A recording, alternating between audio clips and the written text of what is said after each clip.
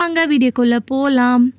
First இப்போ என்னென்னு பார்க்கலாம். நம்ம காலையில் சாப்பாடு வடித்ததுக்கப்புறம் மத்தியானம் பேலன்ஸ் கொஞ்சம் சாப்பாடோ குழம்போ இந்த மாதிரி மிச்சம் இருந்துச்சுன்னா அதை சூடு பண்ணுறதுக்கு ஒரு பாத்திரத்தில் போட்டு சூடு பண்ணுவோம். ஏன்னா இந்த சின்ன கிண்ணத்துலேயே நம்ம சூடு பண்ண மாட்டோம்.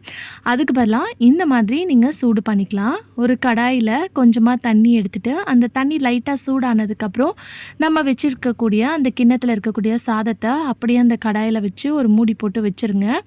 இந்த மாதிரி வச்சுட்டு அதுக்கப்புறம் நீங்கள் எடுத்தீங்கன்னா ஈஸியாக உங்களுக்கு சாதத்தை சூடு பண்ணி எடுத்துடலாம். இதனால் உங்களோட டைமும் சேவ் ஆகும், உங்கள் வேலையும் பார்த்திங்கன்னா மிச்சமாகும். இல்லைன்னா நம்ம ஒரு பெரிய பாத்திரத்தில் போட்டு இட்லி குக்கரில் ஸ்டீமர்லேயோ எதுலையாவது வச்சு நம்ம சூடு பண்ண வேண்டியதாக இருக்கும். ஸோ அந்த பாத்திரத்தையும் நம்ம வாஷ் பண்ண வேண்டியதாக இருக்கும்.